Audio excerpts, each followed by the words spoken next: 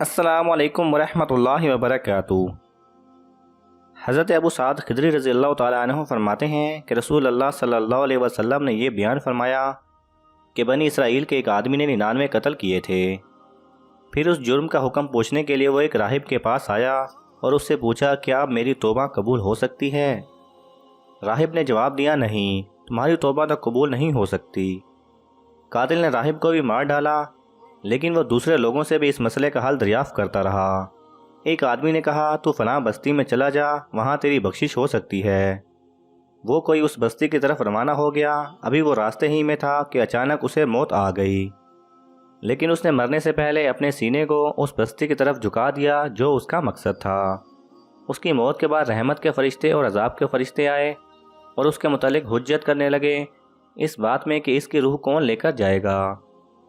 بس جس بستی کی طرف وہ جا رہا تھا اللہ تعالیٰ نے اسے آدمی سے نزدیک ہونے کا حکم دے دیا، اور جس بستی سے وہ چل کر آ رہا تھا اسے دور ہو جانے کا حکم دیا۔ پھر فرشتوں سے فرمایا اس کے مرنے کی جگہ سے دونوں بستیوں کا فاصلہ ناپو۔ تو وہ اس بستی سے ایک بالش نزدیک نکلا جس بستی کی طرف وہ روانہ ہوا تھا، اس لیے اس کی مغفرت فرما دی گئی۔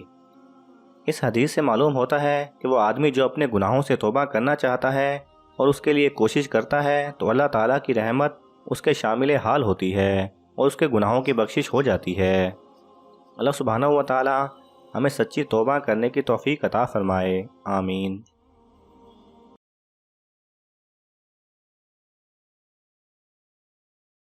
اگر آپ کو یہ ویڈیو پسند آئے تو اسے لائک اور شیئر کیجئے۔ کسی بھی قسم کے سوال اور اظہار رائے کی خاطر کومنٹس کیجئے، اور مزید ایسے دلچسپ ویڈیوز دیکھنے کے لیے ہمارے چینل کو سبسکرائب کریں اور ساتھ میں بنے بیل آئیکن پہ لازمی کلک کریں۔